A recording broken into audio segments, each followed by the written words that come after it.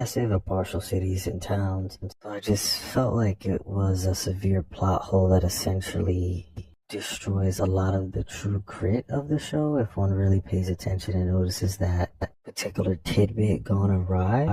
Like, why didn't two or more dragons, but there's only four of them, so why didn't the other three attack? Even if we're going to say that, Raishan wasn't on the basis of her planning and, some type of betrayal later on like she does, why don't the acid and the ice dragon just decimate everyone? The only, point that you would think that they wouldn't is, then there wouldn't be a show. But based off how they devised everything, that's why it doesn't necessarily make sense. Granted, again, the show is entertaining, but like that's what doesn't make any sense.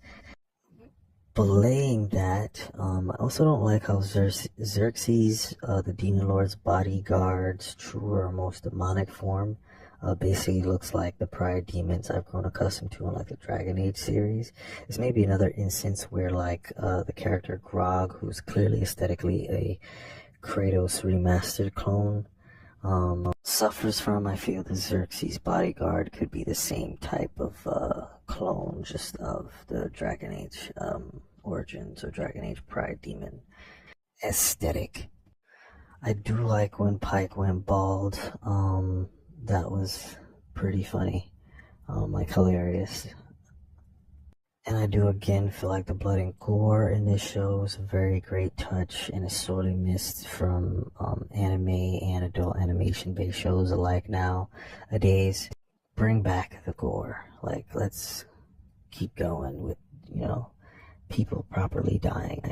I will say, what this show does well is that, like, main characters, whether it's the main characters associated with the show or just other main characters in the world, they do get hit up, they do get attacked. People do, really get beat up pretty bad to the point of death, and I do appreciate that because let's say in other shows where people do get beat up to some degree, it is typically like NPCs no one cares about.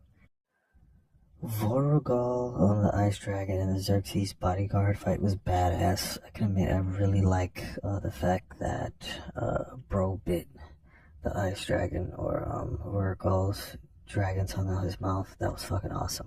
There was a point where the Xerxes bodyguard demon hit the Vorogol with like a stone cold stunner. Shit was choice. This made me like ecstatic while watching.